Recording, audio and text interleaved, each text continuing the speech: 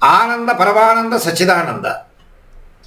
ಆನಂದ ಪರಮಾನಂದ ಸಚ್ಚಿದಾನಂದ ಸಿಗುವ ಜಾಗ ದುಡ್ಡಿನಿಂದ ಮಾತ್ರವಲ್ಲ. ದುಡ್ಡು ಒಂದು ಕಾರಣವೇ ಹೊರತು ಪರಿಪೂರ್ಣತೆ ದುಡ್ಡಿಂದ ಸಿಗೋದಿಲ್ಲ. ಸೊ ಆನಂದ ಪರಮಾನಂದ ಸಚ್ಚಿದಾನಂದವನ್ನು ಪಡಿಬೇಕು ಅಂತಂದರೆ ಯಾರಾದರೂ ಒಬ್ಬ ಗುರು ಬೇಕು, ಒಬ್ಬ ಗೈಡ್ ಬೇಕು. ಹೇಗೆ ಒಂದು ಸ್ಪೋರ್ಟ್ಸ್ಗೆ ಕೋಚ್ ಒಬ್ಬ ಇದ್ದಾನ, ಪ್ರತಿಯೊಂದಕ್ಕೂ ಒಬ್ಬ ಗೈಡು, ಹಾಗೆ ಆಧ್ಯಾತ್ಮಕ ಒಬ್ಬ ಗೈಡು.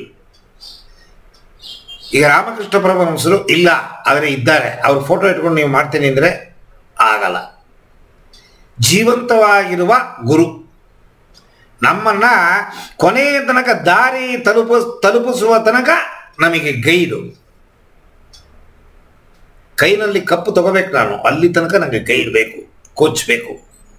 ಹಾಗೆ ಒಬ್ಬ ಗುರುವನ್ನು ನೀವು ಸೆಲೆಕ್ಟ್ ಮಾಡಿದ ಮೇಲೆ ಈ ರಾಜಯೋಗ ಇರೋ ಯೋಗಗಳಲ್ಲಿ ತುಂಬ ಸರಳವಾದ ಯೋಗ ಯಾವುದು ಅಂತಂದರೆ ರಾಜಯೋಗ. ಭಕ್ತಿ ಯೋಗ, ಭಗವಂತನ ಮೇಲೆ ಪ್ರೀತಿ ಮಾಡೋದು ಸಾಧ್ಯವೇ ಇಲ್ಲ. ಈ ರಾಮನ ದೇವಸ್ಥಾನ ಕಟ್ಟಿದ್ದಾರೆ ಎಲ್ಲಿ, ಅಯೋಧ್ಯೆಯಲ್ಲಿ. ಈ ಉದ್ದಕ್ಕ ಕಲ್ಲು, ನಮ್ಮ ಮೈಸೂರವನೇ ಅದನ್ನು ಶಿಲ್ಪಿ ಸೃಷ್ಟಿ ಮಾಡಿದ್ದು. ಅಲ್ಲಿ ನೋಡಕ್ಕೆ ಸಾಧ್ಯವೇ? ಕಲ್ಲು ಕಾಣುತ್ತೆ ಅಷ್ಟೆ. ಮಾತಾಡ್ತೀಯದು ಇಲ್ಲ. ಅದ್ಯಾರು ತಪ್ಕೊಳತ್ತೀಯ ನಮ್ಮನ್ನ? ಇಲ್ಲ. ನೀವು ಹೋಗ್ಬಿಟ್ಟು ಇಲ್ಲಿಂದ ಅಯೋಧ್ಯೆಗೆ 5,000 10,000 20,000 ಖರ್ಚು ಮಾಡಿಕೊಂಡು, ಅಪ್ಪ ನೀನು ನೋಡಕ್ಕೆ ಬಂದೆ, ನಾನು 20,000 ಖರ್ಚು ಮಾಡಿದ್ದೀನಿ, ಕೊಟ್ಟು ಬಿಡೆಯ ನಾನು 20,000ನ ಕೊಡಲ್ಲ. ಹೋಲಿ 20,000 ಖರ್ಚು ಮಾಡಿದ್ದೀನಿ, 20 ಲಕ್ಷ ಕೊಡೆಯ? ಇಲ್ಲ. ಏನು ಉಪಯೋಗವೇ ಇಲ್ಲ, ಕಲ್ಲು ಥರ ನಿಂತಿದ್ದಾನ.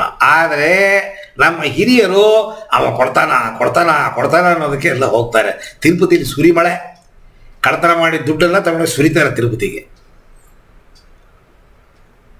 ಆದರೆ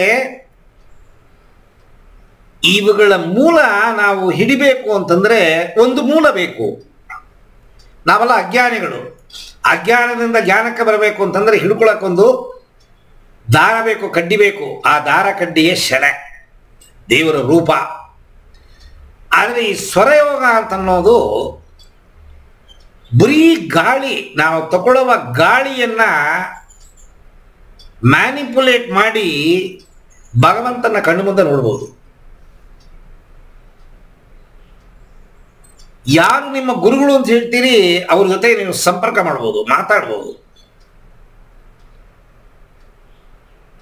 ನಮ್ಮ ಹಿರಿಕರು ಬೇಕಾದ ಜನಗಳು ನಮಗೆ ಮುಂದೆ ಹುಟ್ಟಿ ಎಲ್ಲ ಸತ್ತೋಗಿದ್ದಾರೆ. ಅವರನ್ನೆಲ್ಲ ನೀವು ಕಣ್ಣು ಮುಂದೆ ತರಬಹುದು, ಅವ್ರ ಜೊತೆಗೆಲ್ಲ ನೀವು ಮಾತಾಡಬಹುದು.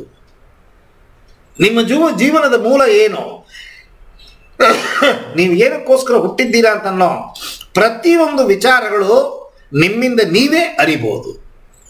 ಆ ಸಾಧ್ಯತೆಯನ್ನ ಈ ಉಸಿರಾಟದ ಮೂಲಕ ಕಂಡಿಡಿದ ವಿಧಿಯೇ ಸ್ವರಯೋಗ. ನಾನು ನಿಮ್ಗೆ ಯಾವಾಗಲೇ ಹೇಳಿದಾಗೆ